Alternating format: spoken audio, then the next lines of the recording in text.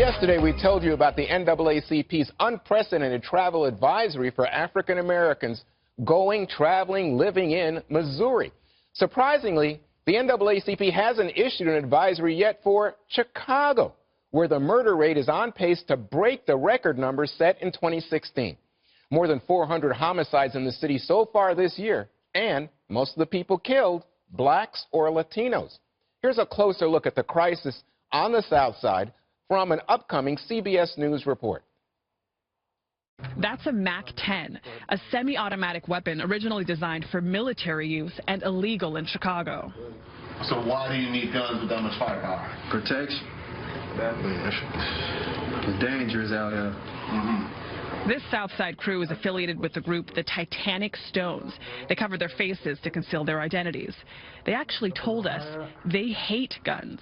We ain't with this gun. I'm just doing it for survival, bro, until I could put my family and myself in a better predicament to where I need to be. We're just trying to keep ourselves protected.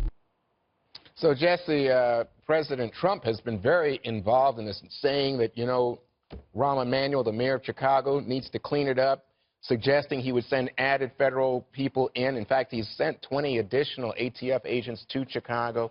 He also said that he's talked to police who say one tough cop could clean this up in a few days.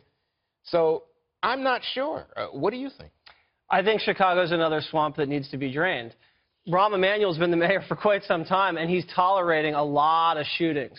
And if I was the NAACP, I'd knock on the mayor's office and say, how much black-on-black crime are you guys going to tolerate? If this were white people shooting each other, would the program still be the same? You know, he came out with a program to fix this a couple years ago, and the murder rate went up. So obviously what he's doing is not working. Remember what happened with the surge in Iraq, where they went block to block, and they invested heavily on boots in the ground, clear hold, and they brought in the local population to really turn the tables, and it worked. Now, Chicago needs the same thing. A few ATF agents aren't going to do the job. I'd throw a lot more DEA, ATF, local law enforcement, have them do foot patrols, get them know the local people, enlist the local clergy, local business owners, throw everything at it that you can. And I don't know if it's honestly going to work because they've tried everything. Maybe they need to give the National Guard a shot. The worst part about it is the politicians, because they've thrown millions of dollars at this city over the course of the years. Where's the money gone? Probably into their pockets. Well, you know, it's interesting. I was looking at numbers today, Buffalo, Baltimore. The numbers aren't that different, Dana. And one of the things that just strikes me is, so here I listen to Jesse, and he says, really, you need a surge of law enforcement officials going in. And my thinking is, the seeds of this problem are broken families, lack of education, lack of jobs, and lack of job training, and lack of character among people who say, oh, yeah, I got a problem, I'm going to take a gun and shoot you. Well, but I wonder if you can't actually address those things before you have security. So in Jesse's example of clear, hold, and build, right, is that you had to have security before people would feel good, comforted that they could actually go back into their communities, raise their families, and actually have a dialogue for a political solution. If you are like these gentlemen that were in the CBS report, having to carry around a MAC-10 just to protect yourself, you can't actually think 5 steps ahead in terms of like laying down roots and getting married and like all of those good things that you would want for people. And I just wonder if the premise of this segment, one, is that the NAACP calls for a state of emergency or like a travel advisor, excuse me, in Missouri, but they don't do it here. But is that an unreasonable request given what the NAACP is like a policy organization, or do you think that they should be brought into this? You know, I think they should be brought into it. I wrote a book about what I think is the dysfunction among so many civil rights leaders. But one of the issues for me, Dana, is when I think about drug dealers in the black community, when I think about people who are thieves and crooks in the black community, I don't understand why civil rights leaders don't stand up and say, that's not us, and make it very clear who the bad guys are, because it breaks down community. It hurts retail business. People say, why is there a movie theater? Why aren't there good restaurants over here? Is that racial? You know, oftentimes it's people say, I don't want to invest in a community where there's such a high crime rate. Yeah. So I want to argue with Greg Gutfeld. That's my favorite thing to do. So, Greg, you and I have strong disagreements about guns. We do. And you know that the police, in trying to do what Jesse was talking about, have gone and seized guns. I think they've seized 5,000 guns. And you just heard in that CBS report, the bad guys, Dana calls them gentlemen, I wouldn't go that far, say, you know, I really don't want guns, but I got to have a gun because the other guy has a gun. Well, that was, by the way, that was fairly absurd what we saw. I felt it was an attempt to portray them sympathetically. Did you feel that way? Well, that's why I called them gentlemen. Yeah, so it works on me. Yeah, I mean, so I was like, that was pretty absurd. Those are murderers. So let's not forget that. And let's not, you know, we keep being told that crime is going down and homicides are going down in certain places, but going up in other cities.